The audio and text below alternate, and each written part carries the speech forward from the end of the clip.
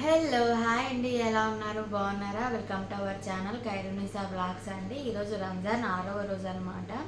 కోయిటి వాళ్ళకి నేను ఈరోజు ఏం చేశానంటే జుబేది రైస్ చేశాను, చాప్ అనమాట ఈరోజు. ఇంకా వచ్చేసి కర్రీ చేశాను, ఫిష్ కర్రీ.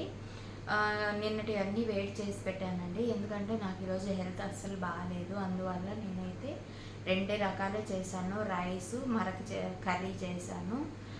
ఇంకా మిగతాటివన్నీ నిన్నటివన్నీ వేడి చేసి పెట్టాను అనమాట. చూసేయండి రైస్ ఎలా వచ్చిందో ఒకసారి. రైస్ అయితే చూడండి, కనిపిస్తుందా రైసు? చూసేయండి ఎంత బాగా వచ్చిందో కదా రైసు, కనిపిస్తుందా? పొగలు వస్తుంది.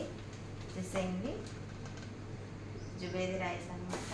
ఇది వచ్చేసి ఎక్కడికి అంటే మా మేడం వాళ్ళ చెల్లెలకి ఇక్కడికి అనమాట. ఇద్దరికి వాళ్ళకి పెట్టి పంపించాలి, ఇంకా మనకి అనమాట.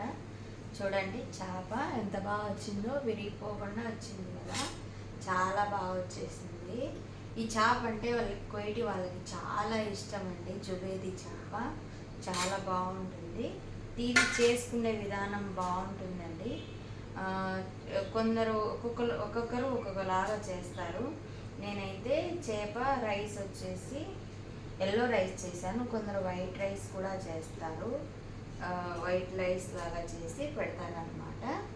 చూసేయండి రైస్ అయితే సూపర్గా వచ్చేసింది, కనిపిస్తుందా? అన్నం కూడా అడుగు కూడా అంటలేదు. చూడండి అడుగు అస్సలు అంటలేదు, సూపర్గా వచ్చింది రైస్. ఇప్పుడు నేను ప్యాకింగ్ చేసేస్తున్నాను. మీకు ఈరోజు ఒక బ్లాగ్ లాగా చూపిస్తాను అనమాట. నేను ఏం చేశాను ఏంటి అనేది, ఇలా పెడతాను అనేది అనమాట. ఇది అక్కడికి మేడం వాళ్ళ చెల్లెలకి పెడుతున్నాను. హాఫ్ ఇక్కడికి హాఫ్ అక్కడికి అనమాట. రైస్ కొద్దిగానే కావాలన్నారు వాళ్ళు, చేపట్టుకు కావాలన్నారు. రైస్ చూడండి ఎంత పొడి పొడిగా వచ్చేసిందో, చాలా పొడిగా వచ్చింది కదా, బాగా వచ్చింది.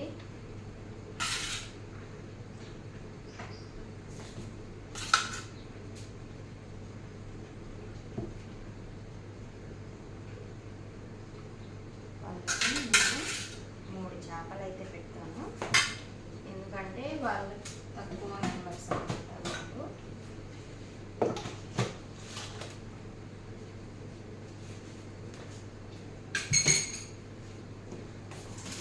ఇది వచ్చేసి మనకి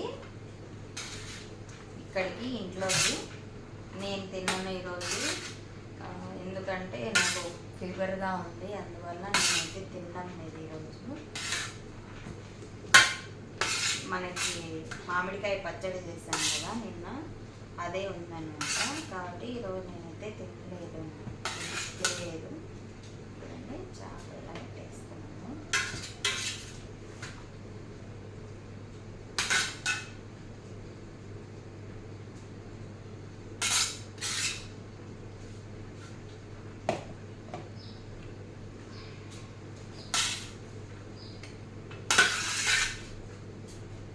రైస్ అయితే సూపర్గా వచ్చేసింది, చాలా బాగుంటుందండి ఇది.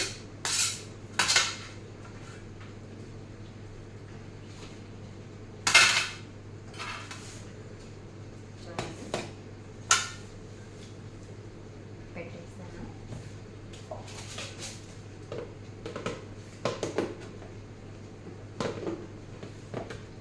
ఇది మనకి ఇంత ముందు పెట్టిన బాక్స్ వచ్చేసి మేడం వాళ్ళ చెల్లెలకి అనమాట.